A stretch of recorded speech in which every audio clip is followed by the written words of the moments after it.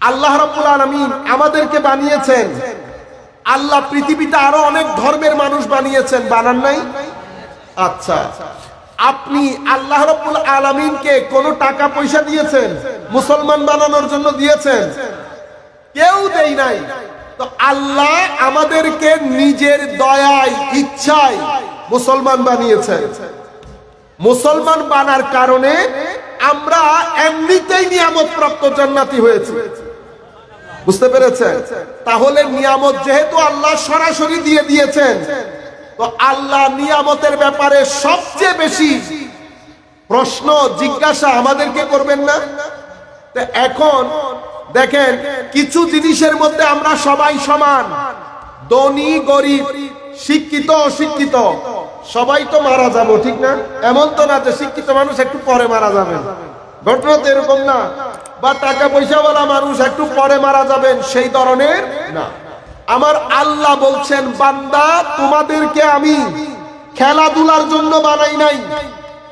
খেলাধুলার জন্য এটা অনেক মানে দারুণ এবং এক ধরনের একটা সফট থ্রেড, মৃদু থ্রেড দিয়েছেন আপনাদেরকে, আমাদেরকে, যে বান্দা আমি খেলাধুলা এমনিতে এমনিতে তোমাদেরকে পাঠিয়ে দেই নাই।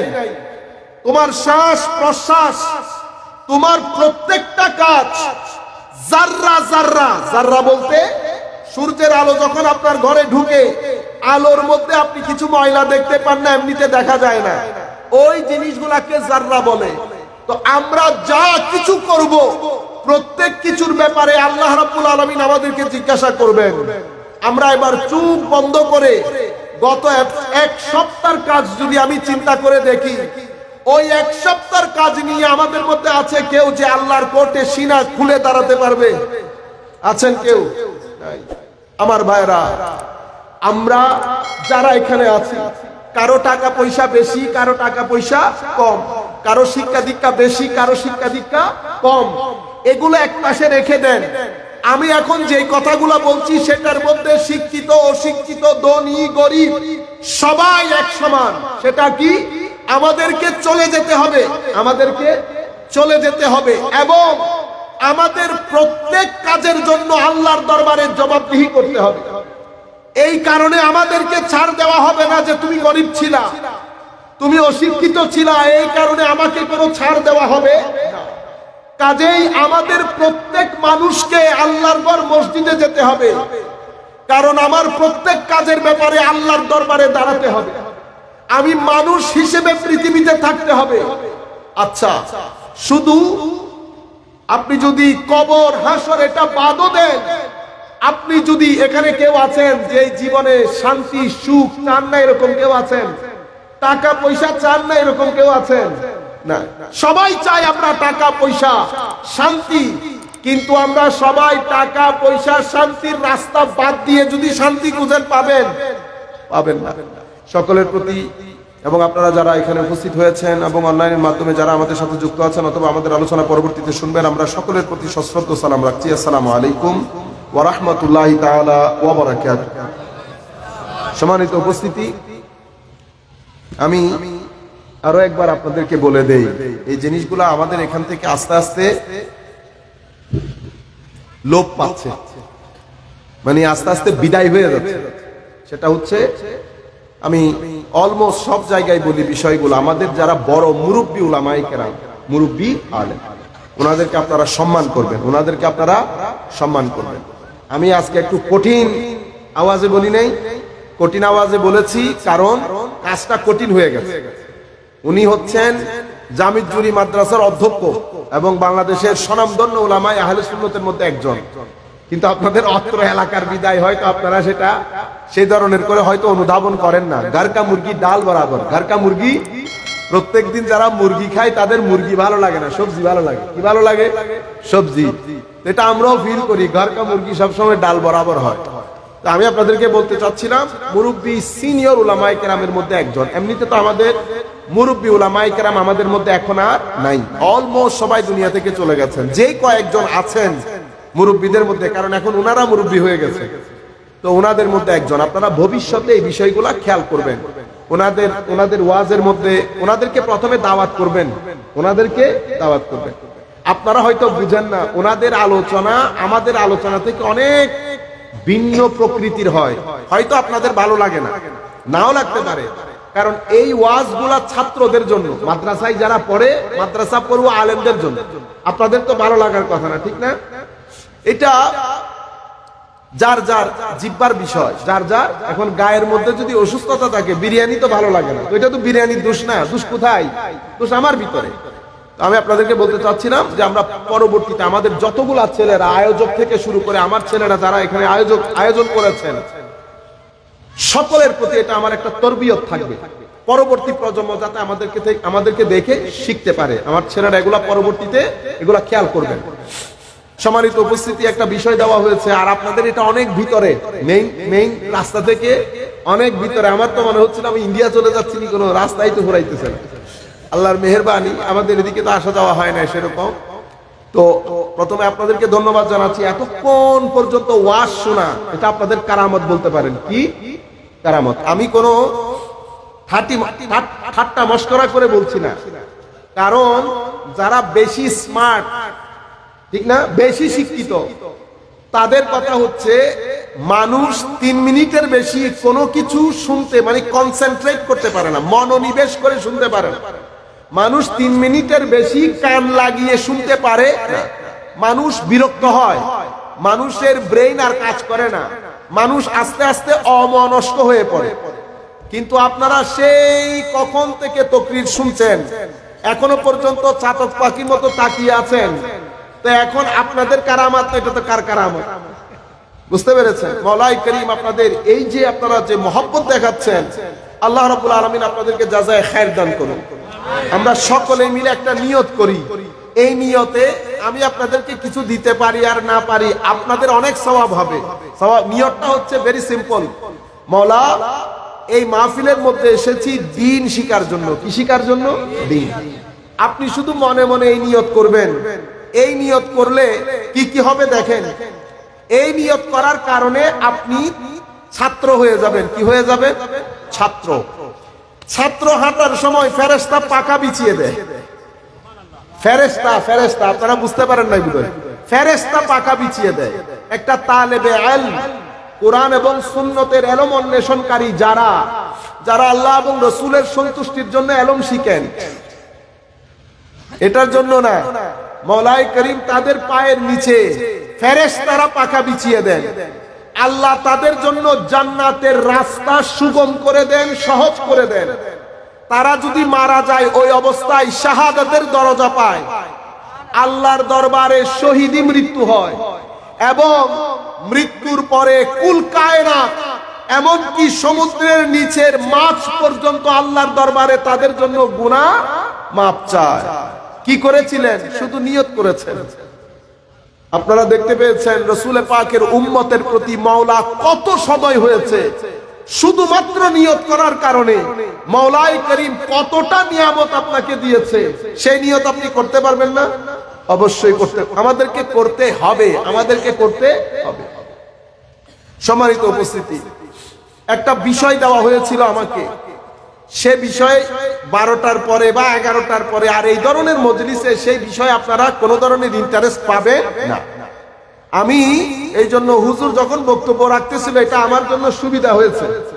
আমি সেই সময় একটা মাইন্ড বানাইতে পারছি কি বিষয়ে কথা বলবো, কারণ ওনারা আমাকে যে বিষয় দিয়েছে, বিষয়টা হচ্ছে রাসূল করিম সাল্লাল্লাহু আলাইহি ওয়াসাল্লাম আমাদেরকে যেই তারজে তরিকা রাজনীতি হুকুমত করা শিখিয়েছেন, সেটার সাথে বর্তমান ইসলামী রাজনীতির পার্থক্য। এটা আপনারা কোনো মজা পাবেন না। আমার মোটামুটি একটা প্ল্যান ছিল যে এটা আমার মনে হয় না ওখানে যাবে। তো আল্লাহর শুকরিয়া, মাওলার মেহেরবানি যে আল্লাহ হুজুরকে দিয়ে আমার সামনে আরো 20 মিনিট ওয়াজ করিয়েছেন। ওই 20 মিনিটের মধ্যে আমি আরেকটা মাইন্ড বানাইতে পেরেছি, যাতে আমি আপনাদের উপস্থিতি খেয়াল করে ওই আন্দাজে কিছু কথা বলতে পারি। সম্মানিত উপস্থিতি, আল্লাহ রাব্বুল আলামিন পবিত্র কোরআনের মধ্যে, এমনিতে কোরআন আল্লাহর কালাম, এতে কোনো সন্দেহ নাই। কোরআনের কিছু আয়াতের মধ্যে আল্লাহ রাব্বুল আলামিন হয় না মানে সব নিয়ামত এক আয়াতের মধ্যে ঢেলে দেওয়া। যেমন উপদেশ, আদেশ, নিষেধ, এটা কোরআনে পাকের অনেক আয়াতের মধ্যে আল্লাহ রাব্বুল আলামিন বলেছেন, কিন্তু এক আয়াতের মধ্যে আল্লাহ রাব্বুল আলামিন সব আদেশ, নিষেধ, উপদেশ এক আয়াতের মধ্যে আল্লাহ ঢেলে দিয়েছেন।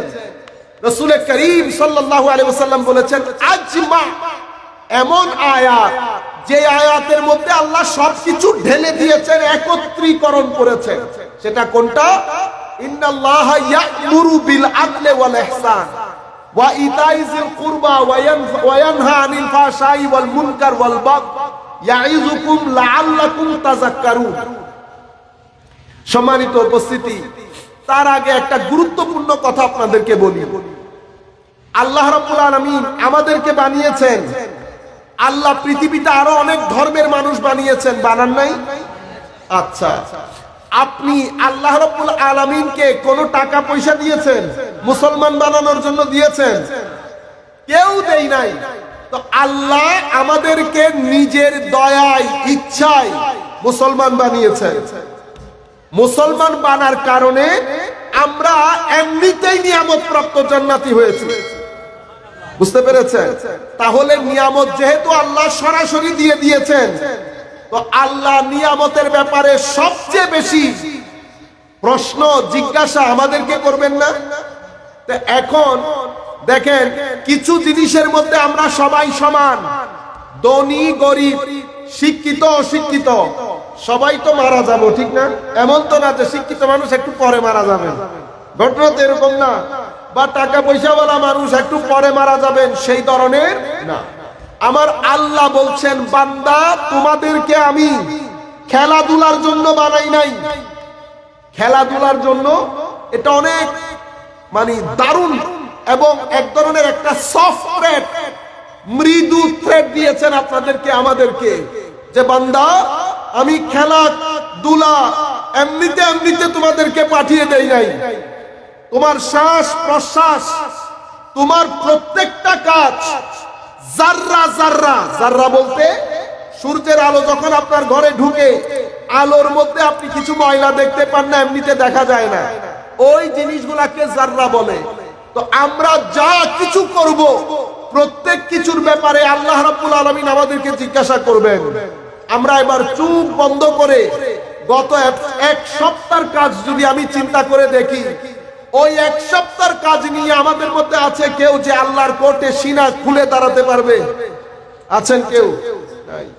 আমার ভাইরা, আমরা যারা এখানে আছি, কারো টাকা পয়সা বেশি, কারো টাকা পয়সা কম, কারো শিক্ষা দীক্ষা বেশি, কারো শিক্ষা দীক্ষা কম, এগুলো এক পাশে রেখে দেন।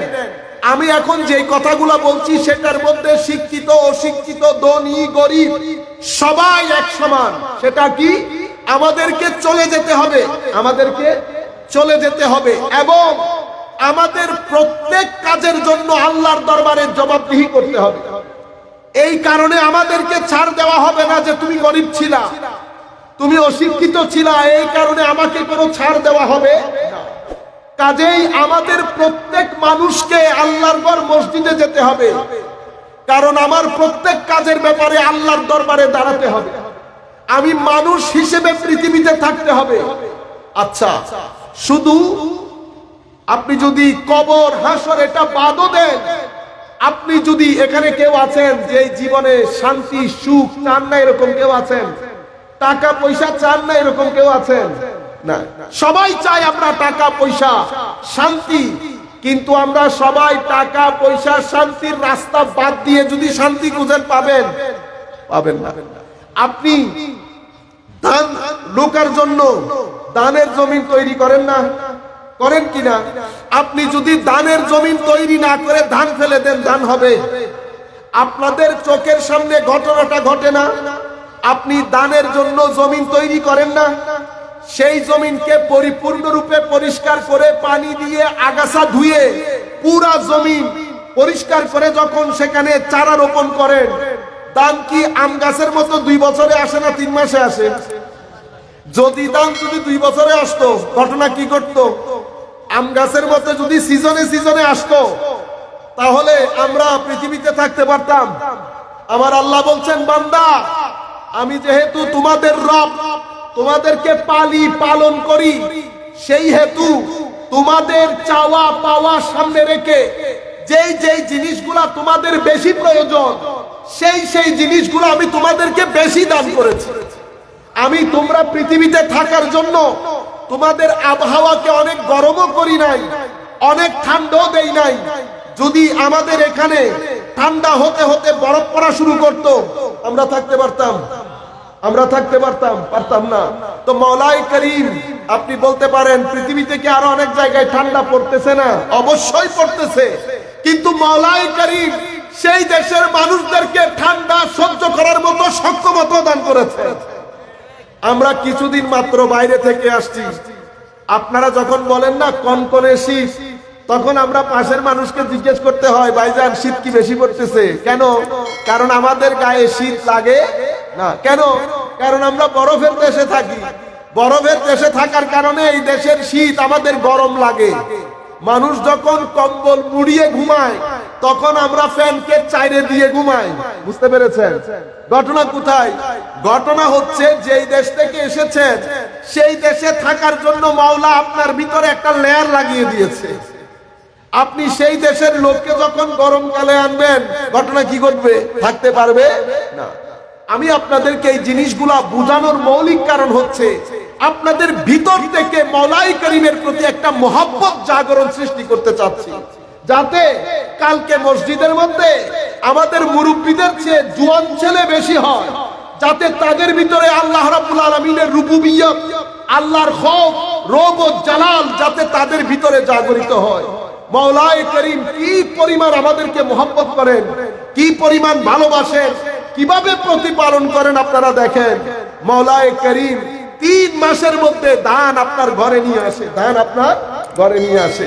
কিন্তু আপনি চেষ্টা প্রচেষ্টা না করে কি ধান আসে? আপনি ধান ছাড়া লাগানোর পরে ঘরে এসে ঘুমাইতে পেরেছেন? ঘুমাইতে পারেন। আপনাকে রাত দিন আসা যাওয়া করতে হয়েছে, রাত দিন আসা যাওয়া করতে হয়েছে। যে আপনি কষ্ট করেছেন, আল্লাহ রাব্বুল আলামিন আপনার কষ্টকে বৃথা যেতে দেয় না। মওলাই করিম 3 মাসের মধ্যে আপনার কষ্ট রঙিন হয়ে গেছে, ঘর এবং ঘরের গোলা দানে দানে ভর্তি হয়ে গেছে। যেই কষ্ট আপনি দানের জমিনে করেছেন, তার চেয়ে যদি 10 ভাগ কষ্ট আপনি নফসের জমিনের জন্য করতেন, আল্লাহর ওলি হয়ে যেতেন। যেই পরিমাণ কষ্ট আমরা দানের জমিনের জন্য করেছি, তার সামান্য পরিমাণ কষ্ট যদি আমরা নফসের জমিনের জন্য করতাম, আমরা অনেক সফল হয়ে যেতাম। আমাদের টাকা পয়সা হইতো, আমাদের থেকে অশান্তি দূর হয়ে যেত, আমরা সুখ এবং শান্তির সাথে পৃথিবীতে জীবন যাপন করতে পারতাম। শান্তি পৃথিবীতে পেলে এটা হইতে পারে না আপনি পৃথিবীতে শান্তিতে থাকবেন আর কবর অশান্তি হয়ে যাবে, এটা হইতে পারে না। মওলাই করিম যাকে শান্তি দান করেন তাকে দুনিয়াতেও দেন, কবরেও দেন, হাসরেও দেন। আপনাদেরকে একটা কথা বলে দেই, অনেক শান্তিতে থাকার জন্য অনেক টাকার প্রয়োজন পড়ে, অনেক শান্তিতে থাকার জন্য অনেক টাকার প্রয়োজন পড়ে। আপনার ঘরকে আপনি ইচ্ছে করলে বেহেশত বানাইতে পারেন, আবার আপনার ঘরকে আপনি ইচ্ছে করলে দুজক বানাইতে পারেন। এই জিনিসগুলোর জন্য না অনেক টাকা পয়সার দরকার, না অনেক লেখাপড়ার দরকার।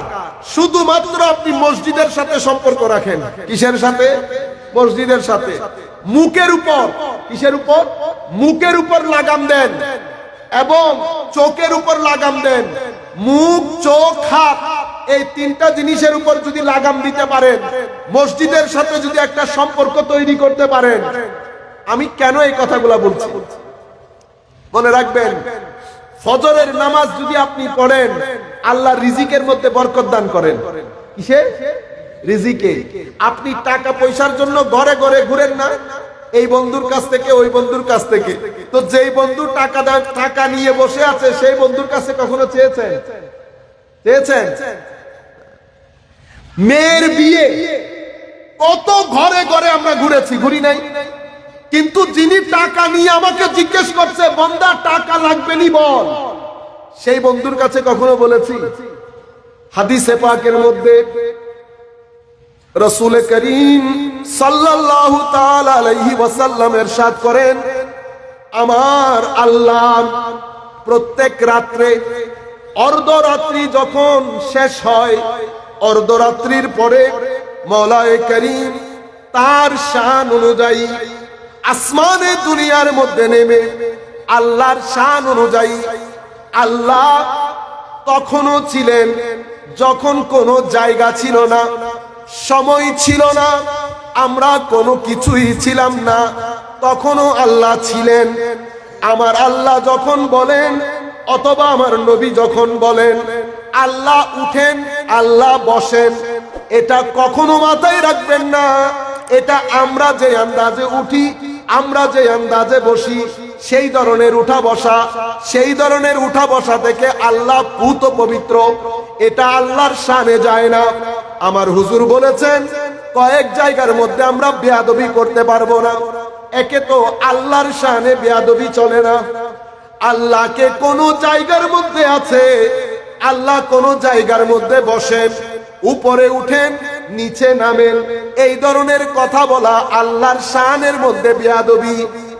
সাথে সাথে হুজুরে করিম রউফুর রহিম সাল্লাল্লাহু আলাইহি ওয়াসাল্লামের শানে আমরা স্বপনে, চেতনে, ঘুমের মধ্যেও, খাবের মধ্যেও আমরা কোনো ধরনের এমন কোনো কিছু বলতে পারবো না, এমন কোনো কিছু চিন্তাও করতে পারবো না যেটার কারণে শানের সালতের মধ্যে বিন্দু পরিমাণ বেয়াদবি হয়।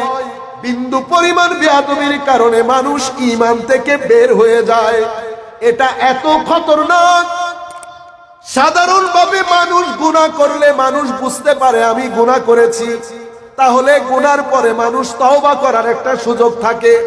কিন্তু শানে রিসালাতের বেয়াদবি এত মহাপাপ, মওলায়ে করিম ওই ধরনের বেয়াদবকে তওবার সুযোগ দেন না। কেন? কারণ সেই ব্যক্তি বুঝতেও পারে না যে সে শানে রিসালাতে বেয়াদবি করেছে। যদি বুঝতে পারতো তাহলে তওবা করত। বেয়াদবের অন্তর থেকে আল্লাহ বোধ শক্তি কেড়ে নেন, যাতে তার ভিতরে অনুশোচনার সৃষ্টি না হয়, মাওলা যাতে তাকে পরিপূর্ণ আযাব দিতে পারেন। সেই কারণে শানে রিসালাতের ক্ষেত্রে আমরা সবাই বড় সাবধানতা অবলম্বন করতে হবে। অনুরূপভাবে আলে বাইতে রাসূল সাল্লাল্লাহু তাআলা আলাইহি ওয়াসাল্লামের শানে কোনো বেয়াদবি চলবে না। বিশেষ করে হযরতে আলী রাদিয়াল্লাহু তাআলা আনহু, ইমামে হাসান, ইমামে হুসাইন রাদিয়াল্লাহু তাআলা আনহুম আজমাইন, কারো শানে, কোন আলে বাইতের শানে বিন্দু পরিমাণ বেয়াদবি চলবে না। আমার নবী বলেন, আমি ওই সত্তার শপথ করে বলছি যেই সত্তার কুদরতির হস্তে আমি নবীর জান, ওই ব্যক্তির অন্তরে ততক্ষণ পর্যন্ত ঈমান ঢুকতে পারবে না যতক্ষণ পর্যন্ত আমার আলে বাইতের মোহাব্বত থাকবে না। 3 নম্বর জায়গা। 4 নম্বর জায়গা যেখানে কোনো বেয়াদবি চলবে না সেটা হচ্ছে সাহাবায়ে কেরাম। আমি বিশেষ করে কলেজ বিশ্ববিদ্যালয়ের সমস্ত ছাত্রদেরকে সম্বোধন করে বলবো, ফেসবুকে ফিতনা আপনারা জানেন, মনে রাখবেন সাহাবায়ে কেরাম বাস। আমরা এখানে কোনো কোনো বাট লাগাতে যাব না। সমস্ত সাহাবায়ে কেরামের ব্যাপারে আমরা কোনো কথা বলবো না। সাহাবায়ে কেরামের শানে কোনো বেয়াদবি করা যাবে না। সাহাবায়ে কেরামের শানে তিল পরিমাণ বেয়াদবি হয় এমন কোনো কিছু চিন্তাও করা যাবে না। এটা উম্মতের রেড জোন, এখানে বাড়াবাড়ি করা যাবে না। অমুক সাহাবী, ওনার সাথে অমুকের এটা হয়েছে, ওনার সাথে তমুকের এটা হয়েছে, এগুলা উম্মতের আইম্মায়ে কেরাম সেট করে দিয়েছেন। আমরা একেবারে চুপ থাকবো, কোনো কথা বলবো না সাহাবায়ে কেরামের ব্যাপারে। কেন? আমার নবী বলেছেন, যারা আমার সাহাবায়ে কেরামের ব্যাপারে সমালোচনা করে তাদের উপর কুল কায়নাতের লানত অভিসম্পাত বর্ষিত হোক। 4 নম্বর জায়গা। 5 নম্বর জায়গা, আমরা যেখানে কোনো বেয়াদবি করতে পারবো না সেটা আউলিয়ায়ে কেরাম। কেন? কারণ আল্লাহর ওয়ালিরা আল্লাহর বন্ধু। যেহেতু আল্লাহর বন্ধু, আল্লাহ হাদিসে কুদসির মধ্যে বলেছেন, আমার কোন বন্ধুর সাথে শত্রুতা পোষণ করলে আমি তোমার বিরুদ্ধে যুদ্ধের ঘোষণা করছি। আমার ভাইরা, আল্লাহ যদি আমার বিরুদ্ধে যুদ্ধের ঘোষণা করে, পৃথিবীর কোন জায়গায় টিকে থাকা আমার পক্ষে সম্ভব হবে না। দুনিয়ার সামান্য মন্ত্রী মিনিস্টারের সাথে শত্রুতা করে আপনি টিকতে দায় হয়ে যায়। আপনার কি মনে হয় আল্লাহ যদি নারাজ হয়ে যান, আল্লাহ যদি শত্রুতা পোষণ করেন, আল্লাহ যদি জিহাদের ডাক দেন, মওলাই করিমের বিরুদ্ধে দাঁড়ানো সম্ভব হবে না? এই তাই আল্লাহর কোন ওলির বিরুদ্ধে, আল্লাহর কোন ওলির সাথে বেয়াদবি হয়, এমন কোন চিন্তা আমরা করতে পারবো না। 6 নাম্বার জায়গা যেখানে আপনি মুখ খুলতে পারবেন না, সেটা আপনার মা বাবা।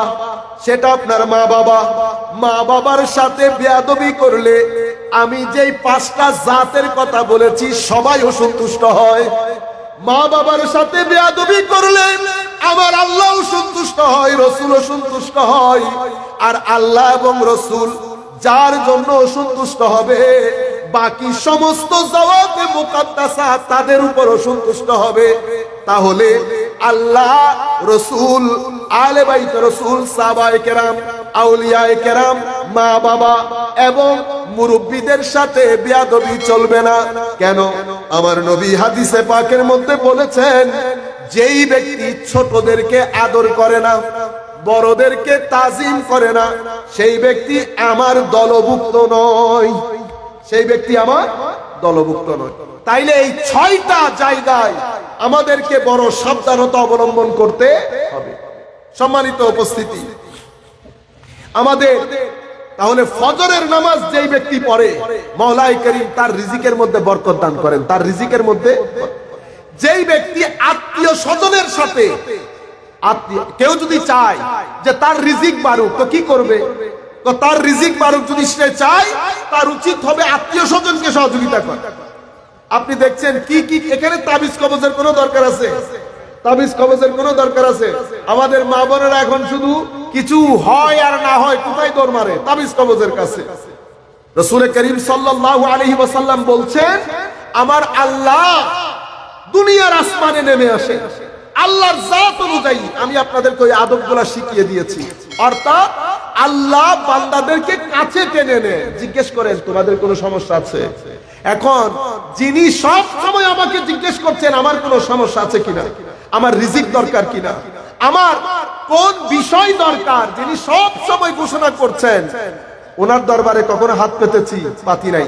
দেখি আপনারা বলেন, মা নিজের মেয়ের বিয়ের জন্য পাড়ায় পাড়ায়, মহল্লায় মহল্লায় বন্ধুর কাছে ধর্ণা দিয়েছেন এমন অনেক মানুষ আছে। দেখি একজন মানুষ বুকে হাত দিয়ে বলতে পারবেন, আমি আল্লাহর দরবারে জায়নামাজে বলেছি, মওলাই করিম আপনি বলেছেন আপনার কুদরতির কদমে সিজদা দিয়ে আপনার কাছে চাইলে আপনি দান করবেন। আমি আমার কেস আপনার কুদরতির হস্তে দিয়ে দিলাম। আমি দুনিয়ার কোন মানুষের কাছে হাত পাততে পারবো না। আমার আল্লাহ ঘোষণা দিয়েছেন, ওয়া মান ইয়াত্তাকিল্লাহ ইয়াজআল লাহু মাখরাজা ওয়া মান ইয়াত্তাকিল্লাহ ইয়ারযুকহু মিন গায়রি লা ইয়াহতাসিব ওয়া মান ইয়াত্তাকিল্লাহ ইয়াজআল লাহু ফুরকানা। আমার আল্লাহ আপনাকে ওয়াদা দিয়েছেন, তাকওয়া পরহেজগারি ইখতিয়ার করলে, তাকওয়া পরহেজগারি কি? তাকওয়া পরহেজগারি। আমার আল্লাহ কোরআনে পাকের মধ্যে বলেছেন, ফাউলাইকা হুমুল ফাইজুন মান ইউতিইল্লাহ ওয়া রাসূলহু ওয়া ইয়াখশাল্লাহ ওয়া ইয়াত্তাকি ফাউলাইকা হুমুল ফাইজুন। আমার আল্লাহ বলেছেন যে আপনারা, আমরা যারাই পৃথিবীতে শান্তি চাই, সুখ পেতে চাই, আল্লাহর ইতাআত তথা রাসূলে পাকের আনুগত্য, রাসূলে পাকের আনুগত্য, আল্লাহর ভয়, আল্লাহর ভয়, আল্লাহর ভয় যার বুকে থাকবে, আমার নবীর আনুগত্য যার ভিতরে থাকবে, আমার আল্লাহ বলছেন ফাইজুন, তারাই কৃতকার্য, সফল, তারাই কৃতকার্য এবং সফল। এখন আমি যদি পৃথিবীতে কৃতকার্য হতে চাই, সফল হতে চাই, এই বিষয়গুলো আমার বড় দরকার। এখানে আমি আরেকটা গুরুত্বপূর্ণ কথা আপনাদেরকে বলি। দেখেন, মওলাই করিম, রাসূলে পাকের আনুগত্য, আল্লাহর ভয়, দুটা কথা বলেছেন না? আচ্ছা, আমাদের সমাজ থেকে যেগুলো একেবারে উঠে গেছে সেটা বলবো। আমরা মুসলমান, আল্লাহ আমাদেরকে নিয়ামত দিয়ে মুসলমানের ঘরে জন্মগ্রহণ করিয়েছে না? আচ্ছা, আপনার পাশের বাড়িতে নন মুসলিম আছে না? আছে। তাদেরকে দ্বীনের দাওয়াত দেওয়ার দায়িত্ব কার? আমাদের না? আমরা কখনো দাওয়াত দিতে পেরেছি? আচ্ছা, দাওয়াত কিভাবে দেবেন? ওয়াজ তাকরীর করে? দাওয়াত দেওয়ার অনেক ধরন, তোর মধ্যে একটা ধরন হচ্ছে নিজের চরিত্র সুন্দর করা। কি করা? চরিত্র সুন্দর। তো চরিত্র সুন্দর হলে কি হয়? চরিত্র সুন্দর হলে গোলাপ ফুলের মতো হয়। তো গোলাপ ফুলের মতো হলে কি হয়? গোলাপ ফুল যেমন বাগানে ধরে, বাগানে ধরে। অনেক ফুল আছে না, মানুষ কি বলে, ওফ ওই গোলাপ, ওই কর্নারের গোলাপের সুগন্ধি দারুণ, কর্নারের গোলাপের সুগন্ধি দারুণ। তো চরিত্র হচ্ছে গোলাপের সুগন্ধির মতো। পৃথিবীর সমস্ত মানুষ পৃথিবীর বাগানে হাঁটবে, হাঁটতে হাঁটতে বলবে ওই পাড়ার গোলাপ ফুলের নাম কি? গোলাপ ফুলের নাম হচ্ছে সৈয়দ আহমদ। আমাদের এখানে নাম আছে না সৈয়দ আহমদ, কাদের সাহ। তো বলে যে কাদের সাহ খুব ভালো মানুষ, কাদের সাহ খুব ভালো মানুষ। আমাদের মধ্যে কোনো কারণে এই ভালো মানুষ হওয়ার যে একটা বিষয়, সেটা আস্তে আস্তে আমাদের এখান থেকে চলে গেছে। মনে রাখবেন, আমরা মুসলমান হিসেবে আমরা হচ্ছি দাঈ। ডাকবো কোথায়? ডাকবো আমার নবীর কাছে, কোরআনের কাছে, আল্লাহর কাছে। আমরা যেই কবর, কবরের মধ্যে আযাব, কবরের মধ্যে সুখ, জান্নাত, সেটাতে শুধু আপনি যাবেন, সবাইকে নিয়ে যেতে হবে না। আপনি চিন্তা করে দেখেন, আমরা যদি এখান থেকে বের হই, পাশে যদি একটা আগুনের থালা থাকে, থালা, সেই থালার মধ্যে যদি আমাদের কোনো মানুষ পড়ে যায়, আপনি তাকে বাঁচাবেন না আগে জিজ্ঞেস করবেন, ওবা তোর ধর্ম কি হয়? বুঝতে করিবেন না? আগে আমরা গিয়ে বাঁচাবো না কেন? কারণ পৃথিবীর সবাই মানুষ, আমরা সকল মানুষকে এই ধরনের কষ্ট থেকে, আল্লাহর আযাব থেকে আমাদেরকে বাঁচাতে হবে না। আমরা শুধু ফি নারি জাহান্নামা পড়লে হবে? হবে না, আমাদেরকে বাঁচাতে হবে। তো বাঁচাতে হলে আমরা কি কি করব? মনে রাখবেন, যিনি বাঁচান উনি দাঈ। আমাদের কাজ হচ্ছে ডেকে ডেকে আনা। কি করব? ডেকে আনবো। তো যাদেরকে ডাকবো তারা মাদউ। মাদ্রাসা ছাত্রদেরকে বিশেষ অনুরোধ, খুব মনোযোগ দিয়ে শুনবেন আপনারা এই পয়েন্টটা। তাইলে আমরা দাঈ, যেহেতু আমরা ডাকছি, আর যাদেরকে ডাকছি তারা মাদউ। বুঝতে পেরেছেন? মাদউ মানে ওনাদেরকে আমরা ডাকছি। তো একজন ডাকছেন, আরেকজনকে ডাকা হচ্ছে। এর বুঝতে লাগবেন না ওনারা? উকে ডাকে, জিবেরে ডাকে, উকেই বাইবুদের আর আইলাম দে ডাহিদি। তো মানুষ দুইজন না, একজন বুলানেওয়ালা, আরেকজন যাকে ডাকা হচ্ছে। এখন যিনি ডাকছেন উনি যদি ইয়াবা সেবন করেন, যাকে ডাকছেন উনি আসবেন। যিনি ডাকছেন উনি যদি গালিগালাজ করেন, তো যাকে ডাকা হবে উনি আসবেন। যিনি ডাকছেন ওনার যদি মেজাজ করা হয়, কি হয়? মেজাজ করা, অনেক গরম, মানুষ আশপাশ দিয়ে হাঁটতে পারে না, তো যাকে ডাকবেন উনি আসবেন? আসবেন না। তাহলে কি কি হলে আসবেন না? দেখেন, আমি যেহেতু দায়ী, আমি আমার সমস্ত ভাইদেরকে বলছি, একেবারে ছোট থেকে বড়, শিক্ষিত থেকে অশিক্ষিত, সবাইকে বলছি, কিছু জিনিসের মধ্যে আমরা সবাই সমান। কিছু জিনিসের মধ্যে আমরা সবাই সমান। দুনিয়ার নিজাম পরিচালনার জন্য আল্লাহ কাউকে ড্রাইভার বানিয়েছেন, কাউকে গাড়ির মালিক বানিয়েছেন। যিনি গাড়ির মালিক হয়েছেন, ইবে কি নিজে নিজেই দেনা? এইবার মতো 2 বছর মানুষ বাংলাদেশের নোয়াডের বাজারে বাজারে, এখানে অহংকার করার কোন সুযোগ আছে? নাই, কোন সুযোগ নাই। আল্লাহ দিয়েছেন বিদায় সিটের উপরে। আমার মাওলা যদি 1 ক্লিকের মধ্যে চান, তো 2 সেকেন্ডও লাগবে না, সিটের নিচে থাকবেন। আপনাকে বড় করেছেন আমার আল্লাহ। মেধা আপনি কিনেন নাই, পৃথিবীর কোন বাজারে মেধা পাওয়া যায় না। আপনি ডাক্তার হয়েছেন মেধার বলে, মেধা কে দিয়েছে? আমার আল্লাহ দিয়েছেন। আপনি নিউ মার্কেট থেকে গিয়ে মেধা কিনেন নাই। আপনি ইঞ্জিনিয়ার হয়েছেন, আপনি বড় হয়েছেন, আপনি ব্যবসা করছেন। সবাই ব্যবসা করতে পারতেছে না। তো আপনি ব্যবসা করছেন কিভাবে? মাওলায়ে কারীম ব্যবসার মেধা জ্ঞান দান করেছেন, সেই জ্ঞান আপনি দুনিয়ার কোন দোকান থেকে কিনেন নাই। এগুলা পৃথিবীর নিজাম পরিচালনার জন্য যার যা কিছু প্রয়োজন মাওলায়ে কারীম প্রত্যেককে দান করেছেন। ডাক্তার দান করেছেন, ডাক্তারের দরকার। আল্লাহু আকবার, ইয়া রাসূলুল্লাহ সাল্লাল্লাহু আলাইহি ওয়াসাল্লাম, ইয়া রাসূলুল্লাহ মুস্তাকিম জিন্দাবাদ। সকল ধরনের মানুষ বানিয়েছেন। এখানে যিনি মাইক চালাচ্ছেন, আচ্ছা হনসাই মাইক চালাতেই নাই, বুঝি না আমি, বুঝবো জিনিসগুলা? কোন সুযোগ আছে? তাইলে আমি আমার বিষয়ে তার শিক্ষক, সে আমার ছাত্র, আবার মাইকের বিষয়ে সে আমার শিক্ষক, আমি তার ছাত্র। বুঝতে পেরেছেন? এখানে অহংকার করার কোনো সুযোগ নাই। আমাদের যাদেরকে আপনারা মুসি বলেন, কি বলেন? মুসি। হাই খোদা, বাইরে গেলে, ইংল্যান্ড ইউরোপের মধ্যে গেলে আপনারা গায়ে হাত দিয়ে ধরতে হবে মুসিওয়ালার। কেন? জুতা একটা নিয়ে যদি সেলাইটা কোন রকম লাগায়, সেলাইটা কোন রকম লাগায়, যদি 2-3 ফুট দেয় তো পুরা মানি ব্যাগ রেখে চলে আসতে হবে, পুরা মানি ব্যাগ রেখে চলে আসতে হবে। আমাদের দেশ বিদায় এখানে আর্টগুলা, এই আর্টগুলার কোনো গুরুত্ব এখানে নাই। কৃষক দাম আছে আমাদের দেশে, দাম আছে। ইংল্যান্ডের মধ্যে ল্যান্ডলর্ড, কৃষক হচ্ছে সবচেয়ে দামি মানুষ, কৃষক সবচেয়ে দামি। ইংল্যান্ডে কি বলে জানেন? কই তারা ফসলার ফুয়া সবজি হাতে হাতে। আমাদের দেশে কি বলে? ইতারা ফসলার ফুয়া মাছে গুছে হয়, এর নয় বলেন না আপনারা? ইংল্যান্ড আমেরিকাতে বলে পয়সাওয়ালা লোক সবজি খায়। কেন? কারণ মাছ গুছের চেয়ে সবজির দাম অনেক বেশি। যেই টাকা দিয়ে 3টা মুরগি পাবেন, সেই টাকা দিয়ে একটা কদু পাবেন, সেই টাকা দিয়ে একটা কদু পাবেন। আর ঝিঙ্গা ছিলেন, ঝিঙ্গা 1 কেজি ঝিঙ্গা 1.5 কেজি গরুর মাংস সমান, কোনটা খাবেন? হায় হায় হায়। সেই কারণে কৃষকদের দাম অনেক বেশি, টাকা পয়সা ঘর দুয়ার তাদের অনেক খায়। কিন্তু আমাদের দেশে দামি জিনিসের দাম নাই, দামি জিনিসের দাম নাই। আমি আপনাদেরকে বলছি, প্রত্যেক যেই মানুষ, আপনি যেই কাজই করেন না কেন, আপনার ভিতরে, কারণ পৃথিবী এখন, এখানে কোনো গ্রাম নাই। কেন গ্রাম নাই? সবার হাতে হাতে মোবাইল, ঠিক না? 1 ক্লিকের মধ্যে আমেরিকা, 1 ক্লিকের মধ্যে আমেরিকা। সুতরাং আপনি নিজে চিন্তা করে দেখেন, আপনি কোন ধরনের জীবন যাপন করবেন, আপনি কোন কাজ করেন, কোনো ব্যাপার না। আপনি যেই কাজ করেন না কেন, আপনি নিজেকে নিজে সম্মান করেন।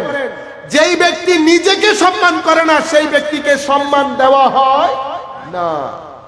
মাওলায়ে করিম সেই ব্যক্তিকে সম্মান দান করেন যেই ব্যক্তি নিজেকে সম্মান করেন।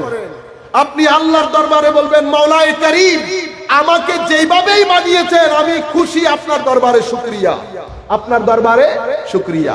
সম্মান আপনার উপর, আপনি কিভাবে নিজেকে মূল্যায়ন করছেন। আপনি কাজে যাবেন, লুঙ্গি একটা ফাটা পরবেন, কেমনে গুস মারবেন সেটার কোনো ঠিক নাই, মানুষ আপনাকে মূল্যায়ন করবে? কোনোদিন করবে।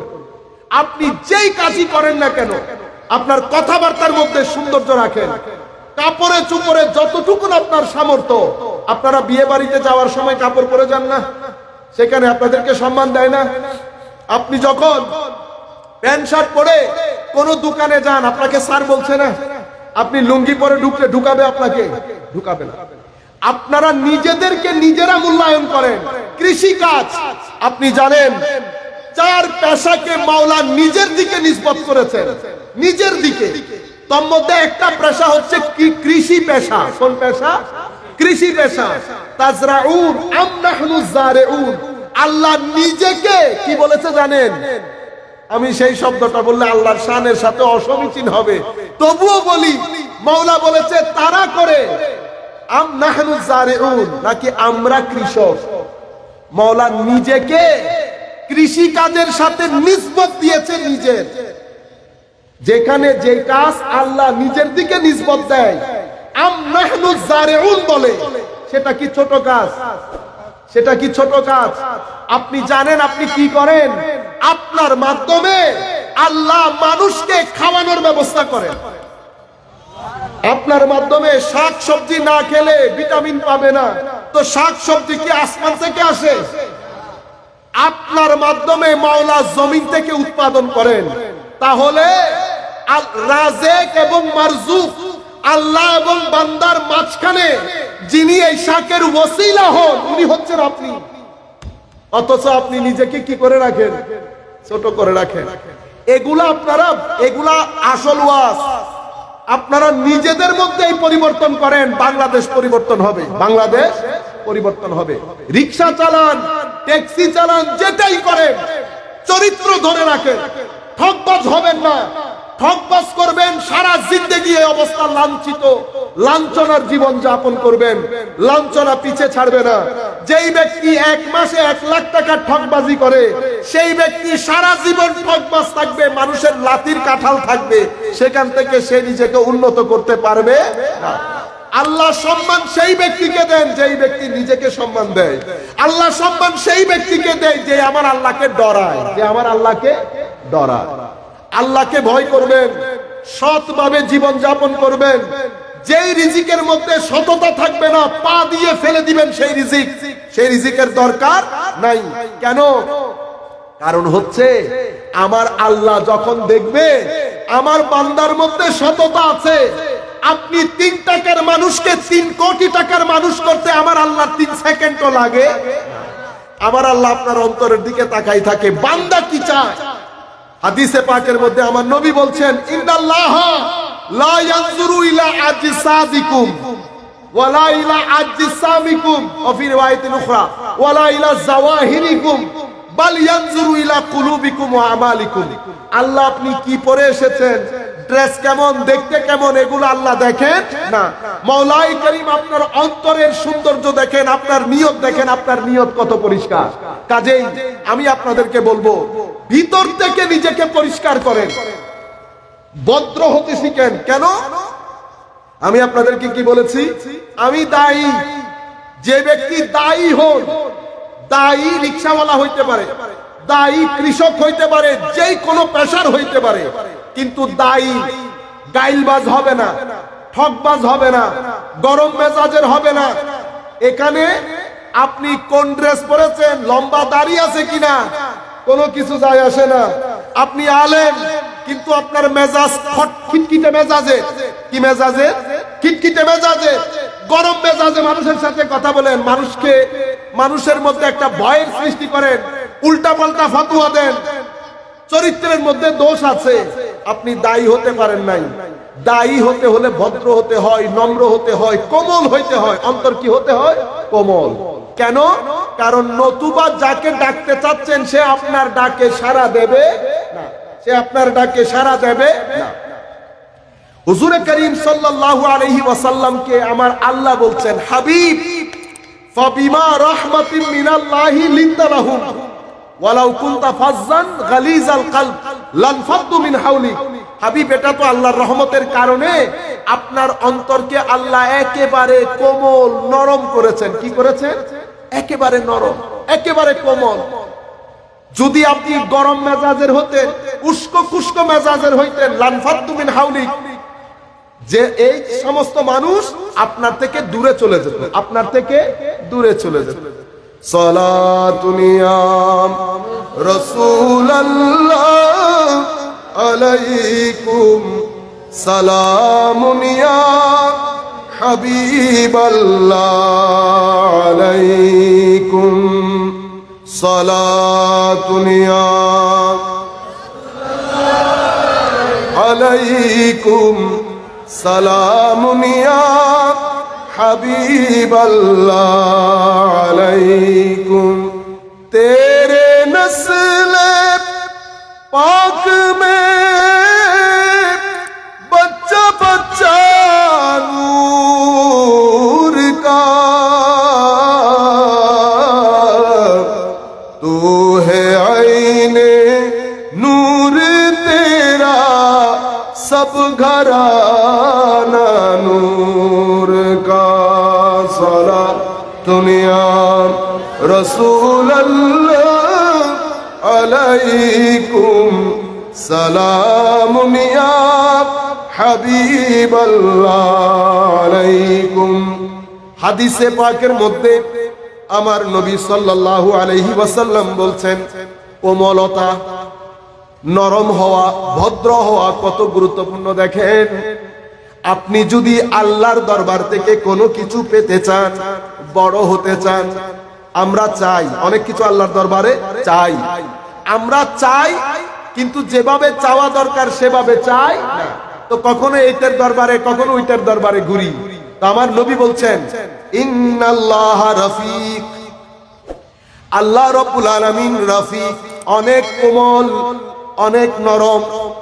আমার আল্লাহ নরম তবিয়তকে পছন্দ করে, কোমল মানুষ, ভদ্র মানুষ, দাম্ভিক না, অহংকারী না, উগ্র মেজাজি না।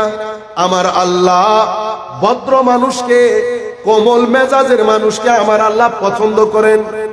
এরপরে আমার নবী বলছেন, আমার আল্লাহ কোমল মেজাজের মানুষকে এত বেশি দান করেন যা উস্কো পুস্কো মেজাজের মানুষকে আল্লাহ দান করেন না। বুঝতে পেরেছেন? নরম মেজাজের মানুষকে আমার আল্লাহ যেটা দান করেন সেটা গরম মেজাজের মানুষকে আমার আল্লাহ দান করে না। গরম মেজাজ বলতে আবার আপনারা ভুল বুঝবেন না, এখানে গরম মেজাজ বলতে অভদ্র মানুষ। কি মানুষ? অভদ্র মানুষ। আমরা মেজাজের মধ্যে, চরিত্রের মধ্যে পরিবর্তন আনতে হবে। আমরা চরিত্রের মধ্যে পরিবর্তন আনতে হবে। আমাদের চরিত্র সুন্দর না, আমাদের মুসলমানদের, আমাদের ভাইদের চরিত্র সুন্দর না। আমরা কথায় কথায় গালি দেই। যেই ব্যক্তি কথায় কথায় গালি দেয়, আপনারা দেখেন একদিন কয়টা গালি দেই, কয়টা গীবত করি। আমরা যদি এটার একটা লিস্ট করি, এই লিস্টের পাশে যদি আমি ইবাদতের লিস্ট করি, জিকির করেছি, নামাজ পড়েছি, কুরআনে পাকের তিলাওয়াত করেছি, আপনি দেখবেন দুইটার সাথে কাটাকাটি হয়ে যাবে, বরং লিস্টের মধ্যে গুনার সংখ্যা আপনি দেখবেন বেশি। তো এটা হওয়ার পরে হয় কি জানেন? যেহেতু কাটাকাটি হয়ে যায়, সেই হেতু ওই পাঞ্জে গানা নামাজ পড়ে আপনার ভিতরে যে নূর আপনি জমা করেছেন, সেই নূর একসময় অন্ধকার হয়ে যায়। সেই নূর একসময় অন্ধকার হয়ে যায়। যেই কারণে আপনি কুরআনে পাকের তিলাওয়াতে, আল্লাহ রসুল এগুলাতে মজা পান না। আপনি খারাপ কাজ, কুকর্ম, অভদ্রতা এগুলো আপনি ছাড়তে পারেন না। একই জিনিস আমাদের মা বোনদের ক্ষেত্রেও। আমাদের অনেক মা বোন আছেন, অনেক ইবাদত করেন, পাঞ্জে গানা নামাজ পড়েন, কুরআনে পাকের তিলাওয়াত করেন, সবকিছু ঠিক আছে, সবকিছু ঠিক আছে। এবার আপনি এই ইবাদতগুলোর সাথে যদি এই লিস্টটাও করেন যে সারাদিন আপনি কয়টা গুনাহ করেন, কয়টা গীবত করেন, কয়টা হারাম কাজ করেন, সারাদিন আমরা টিভির মধ্যে কয় ঘন্টা থাকি, এগুলার মধ্যে যদি আপনারা একটা লিস্ট করেন, তো হয় কি আমার ইবাদত এবং গুনাহ দুইটা একটার সাথে কাটাকাটি হয়ে শেষ পর্যন্ত ব্যালেন্স জিরো, ব্যালেন্স জিরো। হাদিসে পাকের মধ্যে আমার নবী সাল্লাল্লাহু আলাইহি ওয়াসাল্লাম বলছেন, আমার উম্মত যখন কোনো গুনাহ করে, উম্মত যখন কোনো গুনাহ করে, তো তাদের ভিতরে একটা নুকতা লেগে যায়। কি লেগে যায়? নুকতা, ব্ল্যাক ডট, কালো কালো ডট। আপনারা যখন বাজারে যান, আপনাদের এই গাছবাড়িয়া বাজারে যান না, সাদা পাঞ্জাবি পরে যদি গাছবাড়িয়া বাজারে যান এবং বাজার থেকে ফেরত আসেন, সাদা পাঞ্জাবি আর সাদা থাকে, আপনাদের কলারের মধ্যে দাগ লেগে যায় না? আচ্ছা, যখন যাচ্ছেন ময়লা পরার সময় কি নজরে আসে? আসে না। যেই ঘরে আসেন সাদা পাঞ্জাবি আর সাদা আছে, তো এই ধরনের করে পাঞ্জাবির উপর যেমন এখান থেকে বিভিন্ন বালি টালি পরে পাঞ্জাবি দাগ যুক্ত হয়ে যায়, অনুরূপ ভাবে আমাদের ভিতরেও বিভিন্ন ময়লা আবর্জনা পরে দাগ যুক্ত হয়ে যায়। কি কি ময়লা পরে আপনারা চিন্তা করেন। সকাল থেকে আমরা কি কি করেছি? যতবার আপনি হাঁটুর উপরে লুঙ্গি তুলেছেন, দাগ পড়ে গেছে। কি পড়েছে? ময়লা পড়েছে। হাঁটুর উপরে লুঙ্গি তুলেছেন, ময়লা পড়েছে। গালি দিয়েছেন, ময়লা পড়েছে। আপনি মিথ্যা বলেছেন, ময়লা পড়েছে। কারো সাথে প্রতারণা করেছেন, ময়লা পড়েছে। এখন এই ধরনের যত কাজ আপনি করেছেন, অতঃপর মসজিদে গিয়েছেন, মসজিদ থেকে বের হয়ে মসজিদের ওই মাঠে বসে বসে অমুকের কথা সমুকের কথা বলে বলে ভিতরে ময়লা পড়েছে না?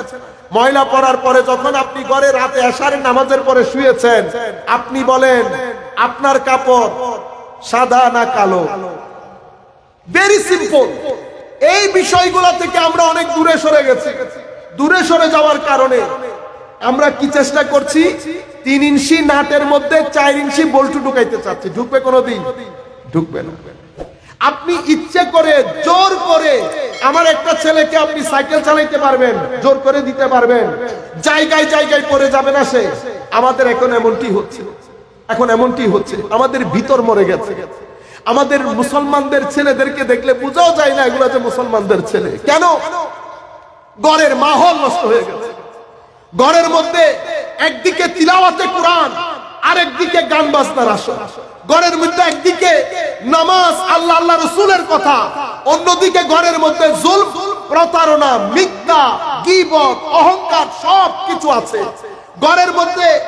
একদিকে ঈদে মিলাদুন নবীর কথা, উরসের কথা, আউলিয়া ইকরামের নিসবতের কথা, আবার একই ঘরের মধ্যে বোনদেরকে সম্পত্তি না দেওয়ার এবং এক এক ধরনের জুলুম, ভাইকে একটু কম দেওয়ার, ভাইকে একটু ঠকানোর।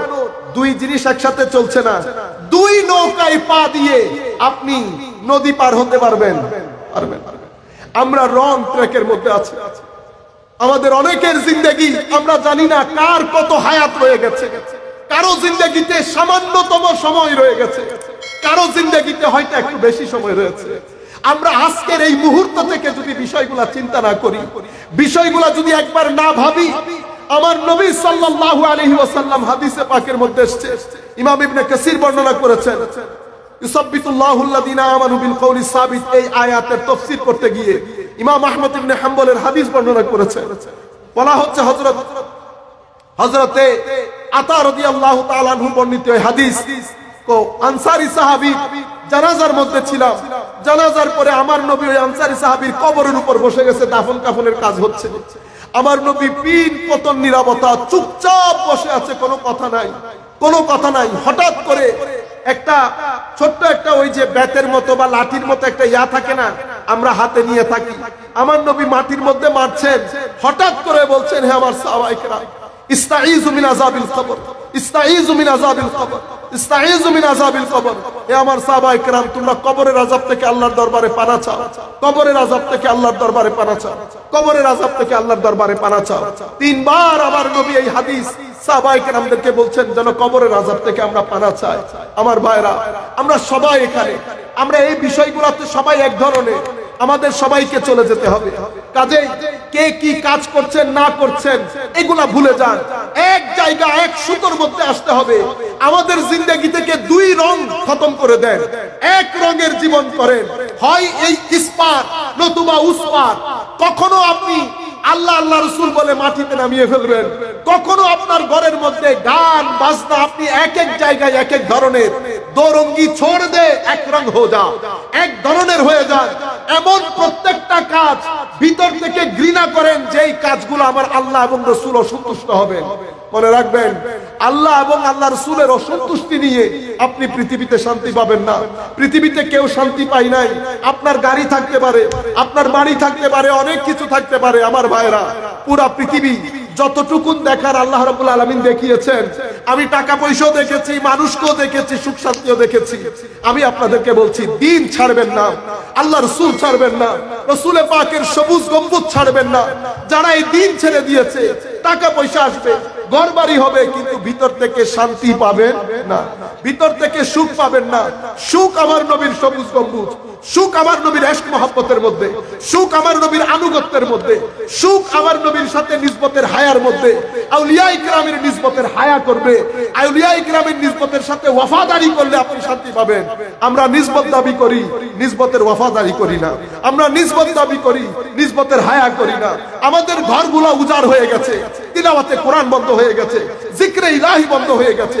যেই ঘরগুলোর মা বাপ তাহাজ্জুদ পড়ে, যেই ঘরগুলার মা বাপ পাঞ্জেগানা নামাজ মসজিদের মধ্যে গিয়ে পড়ে, সেই ঘরগুলার ছেলেরা নামাজ ছেড়ে দিয়েছে, তিলাওয়াতে কোরআন ছেড়ে দিয়েছে। মুসলমানের ছেলে চাল চলনের ক্ষেত্রে মুসলমান লাগে না।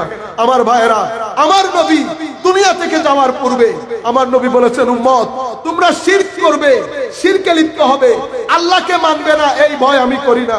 আমি দুনিয়ার ব্যাপারে ভয় করছি, তোমরা অনেক দুনিয়াদার হয়ে যাবে, তোমরা অনেক দুনিয়াদার হয়ে যাবে। হে মানুষ, যা কিছু আমি দেখি তা যদি তোমরা দেখতা, তোমরা হাসতে কম, কান্নাকাটি করতে অনেক বেশি। যা কিছু আমি দেখি তার ছিটে ফুটাও যদি তোমাদের নজরে আসতো, তোমরা মানুষের বাড়ি ঘর সমাজ ছেড়ে তোমরা পাহাড়ের দিকে চলে যেতে। আমার নবী বলছেন, কোরআন ডেকে ডেকে আমাদেরকে বলছে, হে মানুষ, একটা বড় দিবস তোমাদের জন্য অপেক্ষা করছে। মনে রাখবা, সেই বড় দিবস হয়তো একটু পরে আসবে, কিন্তু তোমার মৃত্যুর দিনের বিকাল তোমার জিন্দেগির কিয়ামত তোমরা মনে রাখবা।